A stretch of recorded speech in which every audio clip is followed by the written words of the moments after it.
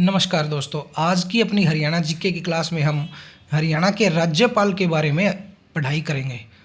राज्यपाल जो है वो किसी भी राज्य का संवैधानिक मुखिया होता है। संवैधानिक प्रधान बोल लीजिए इसको या संवैधानिक मुखिया बोल लीजिए, तो वो राज्यपाल ही होता है। इसको राज्य के प्रथम नागरिक की संज्ञा भी दी जाती है। हरियाणा के संबंध में बात करें तो हरियाणा राज्य के गठन से लेकर वर्तमान तक 19 व्यक्ति इस पद पर कार्य कर चुके हैं, जिनके बारे में हम एक एक करके जो भी मुख्य बातें हैं जो हमारे पेपर के लिए इम्पोर्टेंट है उनको जानेंगे। तो हरियाणा के प्रथम राज्यपाल के बारे में बात करते हैं तो धर्मवीर सिंह हरियाणा के प्रथम राज्यपाल थे।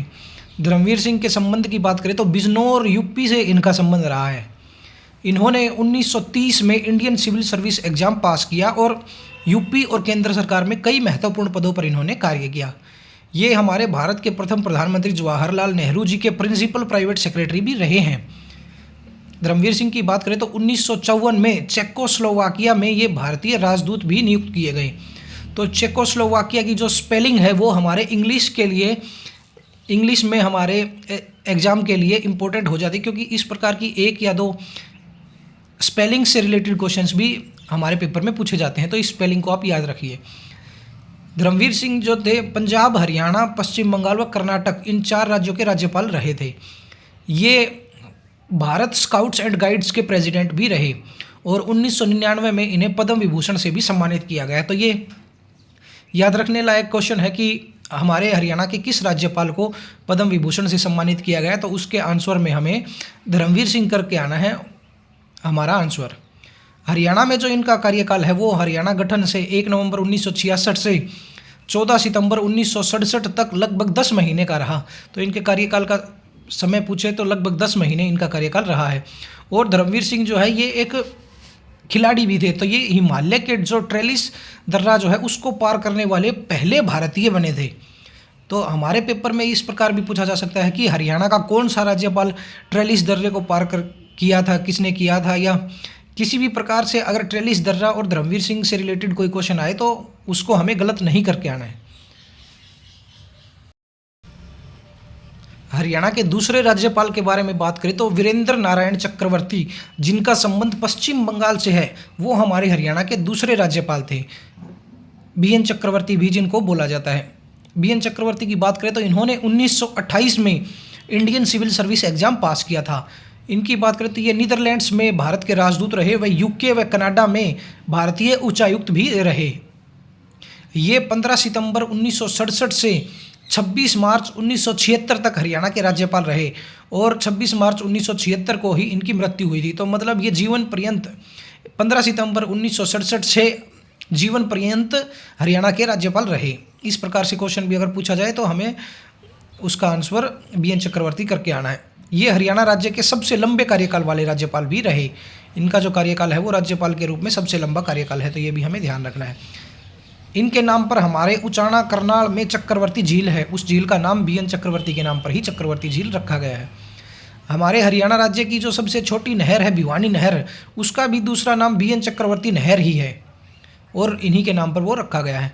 हरियाणा में प्रथम बार जब राष्ट्रपति शासन लगा था 21 नवंबर 1967 को, तो उस समय हरियाणा के राज्यपाल बीएन चक्रवर्ती जी ही थे। इनके अंतिम संस्कार की बात करें तो इनकी जीवन काल में ये इच्छा थी कि इनका अंतिम संस्कार कुरुक्षेत्र में किया जाए, तो उस इच्छा अनुसार इनका जो अंतिम संस्कार है वो कुरुक्षेत्र में किया गया। इनकी पुस्तक की बात करें तो इनकी प्रसिद्ध पुस्तक इंडिया स्पीक्स टू अमेरिका है, जो भारत और अमेरिका के रिलेशंस पर इन्होंने लिखी थी। इनके भाषणों की बात करें तो राज्यपाल कार्यकाल के इनके जो भाषण हैं उनको हरियाणा के जनसंपर्क विभाग द्वारा गवर्नर स्पीक्स के नाम से प्रकाशित किया गया है। ये हरियाणा के प्रथम पूर्णकालीन राज्यपाल भी रहे हैं, क्योंकि इनसे पहले जो धर्मवीर सिंह थे वो उस समय पंजाब के राज्यपाल थे और उन्हीं को हरियाणा के राज्यपाल का चार्ज दिया गया था।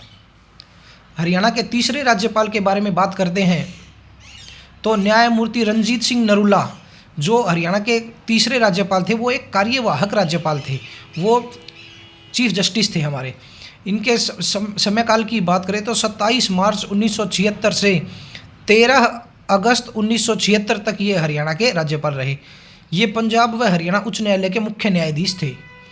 इनकी अध्यक्षता में दिल्ली सरकार ने 1984 के जो सिख दंगे थे उनकी जांच के लिए एक कमेटी भी बनाई थी। तो हमें ये भी याद रखना है कि 1984 के सिख दंगों की जांच हेतु कमेटी हरियाणा के किस राज्यपाल की अध्यक्षता में बनी, तो रणजीत सिंह नरूला की अध्यक्षता में सिख दंगों से संबंधित कमेटी भारत सरकार ने बनाई थी। हरियाणा के चौथे राज्यपाल की बात करें तो श्रीमान जयसुखलाल हाथी जी, जिनका जन्म गुजरात में हुआ था, वो हरियाणा के चौथे राज्यपाल थे। इनके कार्यकाल की बात करें तो 14 अगस्त 1976 से 23 सितंबर 1977 तक इन्होंने राज्यपाल के रूप में कार्य किया। ये भारत की संविधान सभा के सदस्य भी रहे और जो अंतरिम संसद बनाई गई थी उसके सदस्य भी रहे। तो हमारे लिए ध्यान रखने योग्य बात है कि हरियाणा के कौन से राज्यपाल संविधान सभा के सदस्य भी रहे हैं, तो जयसुखलाल हाथी उसका आंसर हमें करके आना है। इनकी पुस्तक की बात करें तो इनकी प्रमुख पुस्तक place of Indian states in federation इनके द्वारा लिखी गई एक मशहूर बुक है, place of Indian states in federation. और इनके कार्यकाल की बात करें तो जो हरियाणा में जो दूसरा राष्ट्रपति शासन 30 अप्रैल 1977 को जो लगाया गया था वो जयसुखलाल हाथी जी के कार्यकाल में ही लगाया गया था। 1974 में गठित जो हाथी कमेटी थी जिसने औषधि उद्योग यानी दवा उद्योग से संबंधित रिपोर्ट दी थी, उसका नेतृत्व भी हमारे राज्यपाल जयसुखलाल हाथी जी ने किया था। हमारे पेपर में ये चांसेस कम है कि हमें हाथी कमेटी बताएगा, लेकिन ये क्वेश्चन जरूर पूछा जा सकता है कि हमारे भारत की जो दवा उद्योग से संबंधित जो कमेटी थी उसका नेतृत्व हरियाणा के किस राज्यपाल ने किया था, क्योंकि हाथी कमेटी बताने से संभावना सही आंसर देने की बढ़ जाती है जो कि हमारे हरियाणा के पेपर में होने वाला नहीं है। तो हमें ये याद रखना है कि जयसुखलाल हाथी की अध्यक्षता में दवा उद्योग से संबंधित एक कमेटी बनी थी और 1974 में बनी थी वो। जयसुखलाल हाथी जी की आत्मकथा की बात करें तो एज इट हैपन्ड नाम से इन्होंने अपनी ऑटोबायोग्राफी लिखी है। और इनकी बात करें तो ये हरियाणा के साथ साथ ये पंजाब राज्य के भी राज्यपाल रहे थे जयसुखलाल हाथी। हमारे हरियाणा के 5वें राज्यपाल की बात करें तो सरदार हरचरण सिंह बराड़, जिनका जन्म फरीदकोट पंजाब में हुआ, वो हमारे हरियाणा के 5वें राज्यपाल के रूप में नियुक्त हुए थे। उनके कार्यकाल की बात करें तो 24 सितंबर 1977 से 9 दिसंबर 1979 तक वो हरियाणा के राज्यपाल रहे।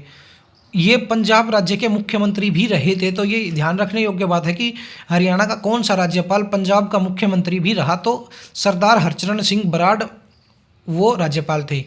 इन्होंने बागवानी व कपास से संबंधित विभिन्न बोर्डों व आयोग में काम किया। तो हमारे पेपर में अगर राज्यपाल से रिलेटेड कोई बागवानी व कपास से संबंधित कोई क्वेश्चन आएगा तो हम उसका आंसर हरचरण सिंह बराड़ ही करके आएंगे।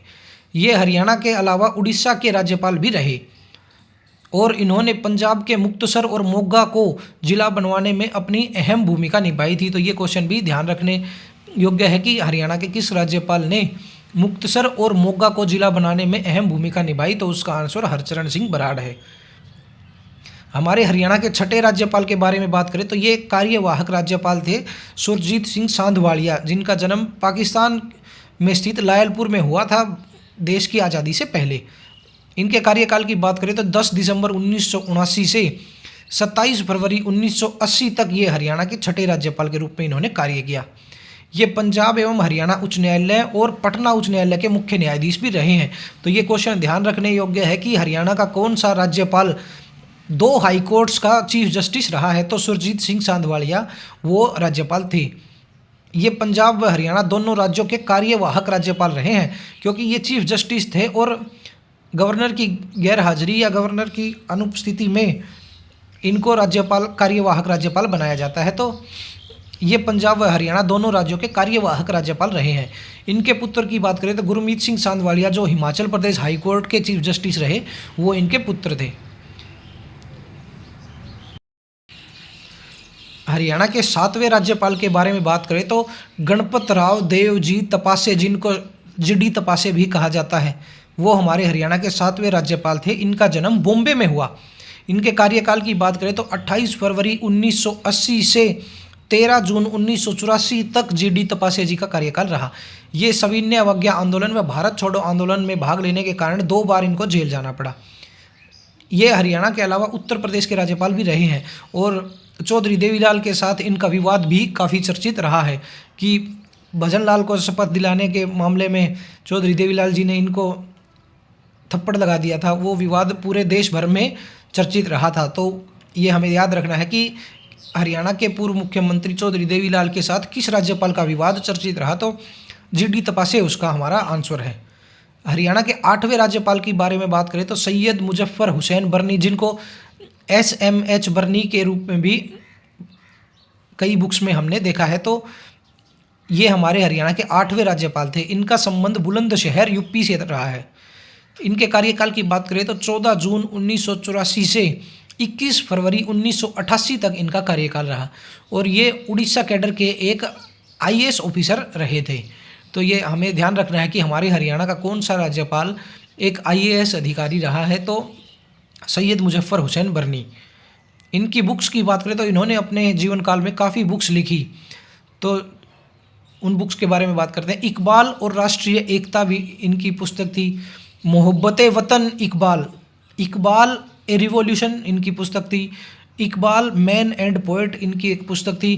कलेक्टेड लेटर्स ऑफ इकबाल भी इनकी पुस्तक थी और इकबाल द पोएट पैट्रियट भी इनकी एक मशहूर पुस्तक थी। तो इनकी बुक्स में हमें ध्यान रखना है कि इकबाल से संबंधित जो नाम की जो भी पुस्तकें आएंगी और अगर उससे संबंधित हमारे किसी भी राज्यपाल के रिलेशन में कोई क्वेश्चन पूछा जाता है तो उसका आंसर हमें सैयद मुजफ्फर हुसैन बरनी ही करके आना है। ये हरियाणा के अलावा नागालैंड, मणिपुर, त्रिपुरा के राज्यपाल भी रहे और जब हरियाणा के राज्यपाल थे तो इन्होंने हिमाचल प्रदेश का अतिरिक्त कार्यभार भी संभाला था। SMH बरनी की बात करें तो ये राष्ट्रीय अल्पसंख्यक आयोग के अध्यक्ष भी रहे हैं। तो ये भी हमें ध्यान रखना है कि हमारे हरियाणा का कौन सा राज्यपाल राष्ट्रीय अल्पसंख्यक आयोग का अध्यक्ष रहा। और ये जामिया मिलिया इस्लामिया विश्वविद्यालय जो दिल्ली में है उसके कुलपति भी रहे हैं। तो ये भी पेपर के लिए ध्यान रखने योग्य बात है। हमारे हरियाणा के 9वें राज्यपाल की बात करें तो हरि आनंद बराड़ी, जिनका जन्म वर्तमान बांग्लादेश के विक्रमपुर शहर में हुआ जो उस समय बंगाल प्रेसिडेंसी में आता था। इनके कार्यकाल की बात करें तो 22 फरवरी 1988 से 6 फरवरी 1990 तक इनका कार्यकाल रहा। ये इंडियन इंटेलिजेंस ब्यूरो के डायरेक्टर भी रहे हैं, क्योंकि ये एक IPS अधिकारी थे और जो रिटायरमेंट के टाइम इंडियन इंटेलिजेंस ब्यूरो के डायरेक्टर के पद से ये रिटायर हुए। इनकी पुस्तकों की बात करें तो इनकी महत्वपूर्ण पुस्तकों में Amar Vikrampura, a governor's tryst with Haryana, in sun and shower और Kolkata to be young was paradise, ये इनकी मशहूर पुस्तकें थी। इनके बारे में और बात करें तो ये सेंट्रल कैलकाटा कॉलेज में इकोनॉमिक्स के लेक्चरर भी रहे। Imperial bank of India Kanpur में प्रोबेशनरी ऑफिसर भी रहे। बाद में 1953 में इनका इंडियन पुलिस सर्विस में चयन हुआ था। इनके राज्यपाल के कार्यकाल की बात करें तो इन्होंने हिमाचल प्रदेश का अतिरिक्त कार्यभार भी संभाला था। तो ये हमारे हरियाणा के 9 राज्यपाल के बारे में हमने बात की। वर्तमान तक 19 व्यक्ति हमारे हरियाणा के राज्यपाल रह चुके हैं। तो जो बाकी जो 10 व्यक्ति हैं उनके बारे में हम अगली वीडियो में बात करेंगे। और जैसे कि मैं रोज़ आपको कहता हूँ, फिर से वही बात दोहरानी पड़ेगी कि इन नोट्स को एक बार अपने हाथ से लिखकर और इनको 2 से 3 बार पढ़ेंगे तो हमारे दिमाग में इन चीज़ों की छाप सी बन जाएगी, जो कि हमें पेपर में बहुत काम आएगी।